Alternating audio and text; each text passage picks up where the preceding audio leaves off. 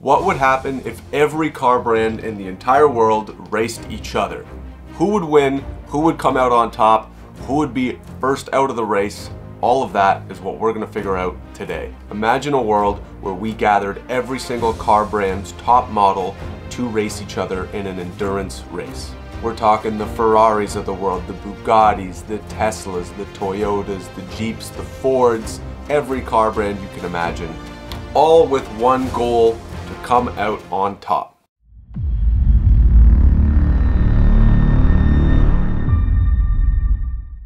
The flag drops and everybody is off. Bugatti Chiron Super Sport, boasting an insane 1,577 horsepower, takes the early lead, shooting ahead with nothing but pure speed. Ferrari's fastest model, the SF90, and Lamborghini's Aventador SVJ and McLaren's Speedtail are all closely following, each with its own advantages and slight disadvantages. Along all these supercars is also the Tesla Roadster, which rockets off with an unmistakable electric torque, leaving many gas-powered cars scrambling at the back of the pack. A little while behind, Toyota's GR Supra and Honda's NSX pace themselves as best they can, knowing their strengths lie in the consistency and the endurance of those cars. Meanwhile, there's very clearly some cars that are going to struggle in a race like this. We're talking the Land Rovers of the world, the Jeep Wranglers, the ones that aren't built for this kind of race of speed and endurance. They do their best, they start strong, but they are ultimately built for off-road. The supercars and the exotic cars clearly dominate the rest of the pack, while the SUVs and the pickups are the very first cars to fall behind.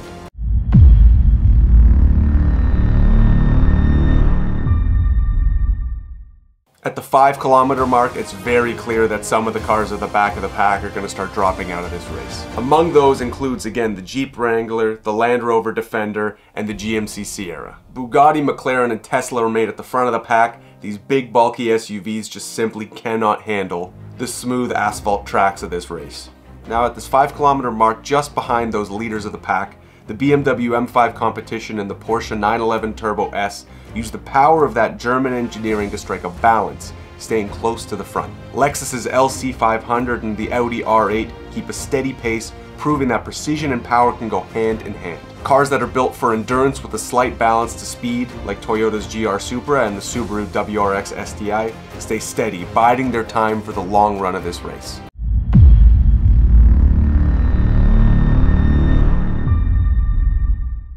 By the 20-kilometer mark, the wear and tear of high-speed racing is starting to take a toll on some of these top competitors. The Tesla Roadster, for example, which is a force to be reckoned with, driving with the top supercars in this race, has great speed, but the battery is starting to drain fast. While the electric motor provides some insane torque, that battery was not built for endurance.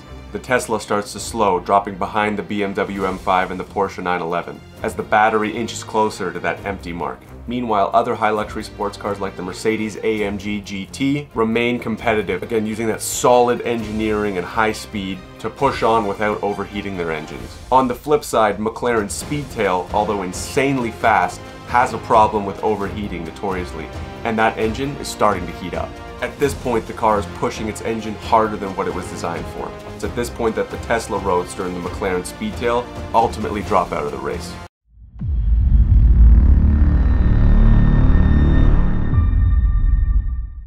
As we cross the 100-kilometer mark of this race, endurance becomes the main deciding factor of who's going to win this, not speed. The Bugatti Chiron Super Sport that has led the race the entire time so far starts to experience some mechanical issues at this high speed for this amount of time. The Chiron ultimately slows while the engine experiences mechanical failure. Alongside this exotic monster, the Ferrari SF90 and the Lamborghini Aventador SVJ, known for track sprints but not for endurance, also begin to fall behind due to overheating. One by one, they bow out. With these high-performance giants now out of the race turns to brands with a balance of power and endurance, and we're looking again at the BMW M5 Competition and the Porsche 911. The battle between these two cars intensifies as the rest of the pack is still far, far behind. Close behind these two leaders, Toyota GR Supra and the Honda NSX follow, maintaining consistent and reliable pace in this race.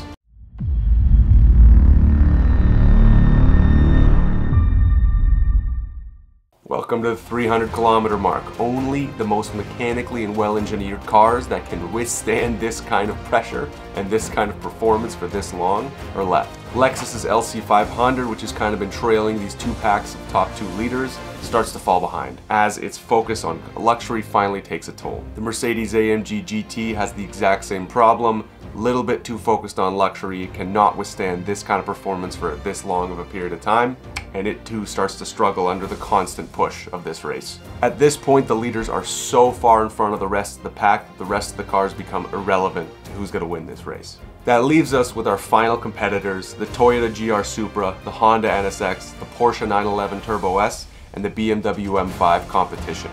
At this point, the Porsche 911 and the BMW M5 competition, which are purely focused on getting the most performance out of its cars, sacrifices some of that mechanical reliability, and they start to fall behind the Toyota GR Supra.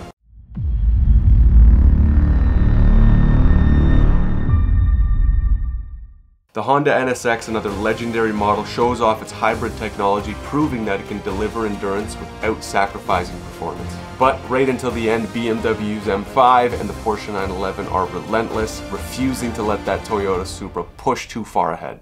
As we approach the finish line in a display of sheer resilience, Toyota's GR Supra edges out the competition, crossing the finish line first. It's a shocking victory, one that probably a lot of you didn't expect, with Porsche's 911 Turbo and the Honda NSX right on the tail. BMW's M5 competition is too heavy and takes a well-earned 4th place. When putting all the brands head-to-head together like this, it's not just speed that you have to focus on, it's reliability that plays a huge role in what a car can do over a long distance. While Bugatti, Ferrari, and Lamborghini took the early leads, it's the steady, reliable engineering of Toyota that won today's race. And so to answer the question, what would happen if we took every car brand's top competing car and made them all race each other, who would win? It would ultimately be Toyota's Supra. Who did you think was gonna win? Let me know in the comments below. Should we do another video like this? If so, leave a like. And if you want to see more of this and also car vlogs and all that good stuff, anything car news related, make sure you leave a sub down below. Helps me out a lot. We just hit 3,000, so thank you for that. And if you want to get this sick BMW shirt and a bunch of other car clothing items, go to apparelbyenemy.com, my car culture merch brand. Grab yourself something nice there. You're going to find something you love. And with that being said, I will catch you guys in the next one. My name's Chris. Love ya.